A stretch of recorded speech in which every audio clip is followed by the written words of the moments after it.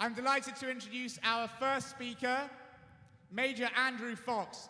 Major Fox, it sounds like some of you know him. Everyone knows him. Major Fox served for 16 years in the British military, including 3 tours in Afghanistan, one of which was with the US Army Special Forces. He served in the Parachute Regiment, the Special Forces Support Group, had additional tours in Bosnia, Middle East, and Northern Ireland. He's now a senior lecturer in the War Studies and Behavioural Science Department at Royal Military Academy of Sandhurst, and just for good measure, he also has degrees in law, politics, modern war studies, and psychology. Welcome, Major Fox.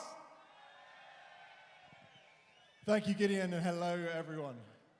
What an absolute pleasure to speak to you today, but it absolutely breaks my heart that I have to. How did we get to this point where we have to rally just to oppose Jew hatred? This country's got a proud history of standing up for its values. During Europe's darkest days, Britain stood alone against fascism, refusing to bow to tyranny. It's a history that I, and I'm sure you as well, are deeply proud of. But it's also a complex history. We industrialized slavery, building an economy on the backs of human suffering. Yet this same nation later deployed its navy to enforce abolition, recognizing its wrongs and taking action to right them. That history teaches us something critical. When we get things wrong, we have to confront those mistakes and work to repair the damage.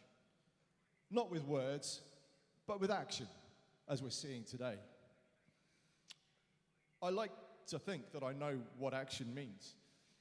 In the armed forces, we put ourselves in harm's way to protect our country and the freedoms that it stands for. I spent the best years of my career fighting extremism in Afghanistan, seeing firsthand the consequences of hate when left unchecked. Those experiences taught me the price of inaction and the cost of looking away. So when I turned on my television on 7th of October and I saw extremists celebrating the attacks in Israel on British streets, I was horrified. And since then, we've seen weekly marches in London, keeping extremism in the public eye. This is not just a fleeting moment or an isolated problem.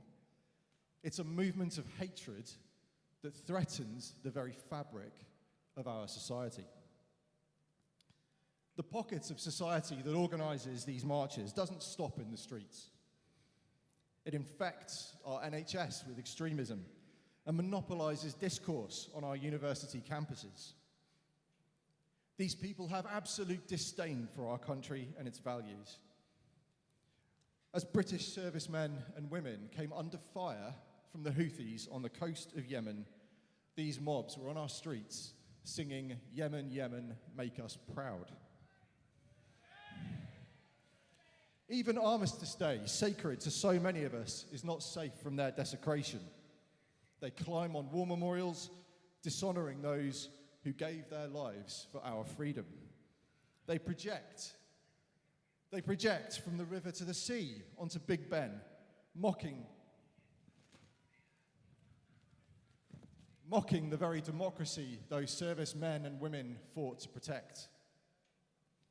When I was serving, we didn't risk our lives and expect to return home and witness mobs launching fireworks at police officers or hear indoctrinated youths call for a Poppies for Palestine initiative on Remembrance Sunday. The resurgence of anti-Semitism that we're witnessing is not just about these weekly hate marches. It's a sign of something far more dangerous. A tolerance for intolerance. The echoes of an ancient hatred are being weaponized anew. Successive governments have failed to respond decisively, and that is a betrayal of our nation's values. As a soldier, I know this to be true. The greatest danger comes when you fail to act early and you fail to act decisively. We've seen this before in history. Hate doesn't go away on its own. It grows, it festers, and it corrodes everything it touches. And let's be very clear indeed, anti-Semitism is not just a problem for the Jewish community. It's not their problem to solve it alone. It's a stain on all of us. It's a threat to the freedoms and the decency that we hold dear. Britain's tolerance must never mean appeasing the intolerant. This march is our way of saying enough. Enough of the weekly chants that go unchallenged. Enough of the casual prejudices that pass unspoken. Enough of the cowardice of those who see hate and pretend that it's somebody else's fight.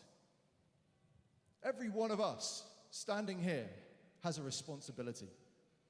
We must demand stronger action against hate crimes, hold institutions accountable, and push for education that ensures that the next generation understands the horrors of history and the lessons we must never forget.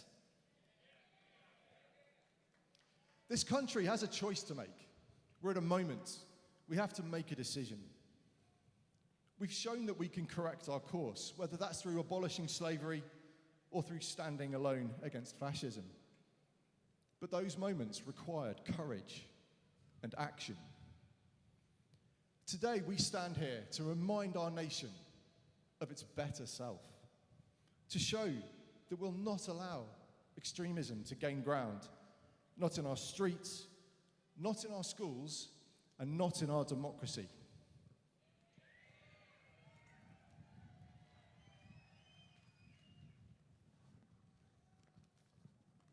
So let this march today be a symbol of our determination.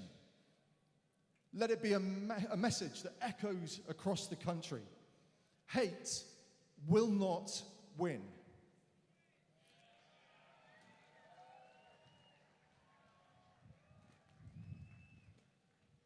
Solidarity will triumph, but Britain must act, and it must act now. We must act against hate before it's too late. Thank you very much indeed.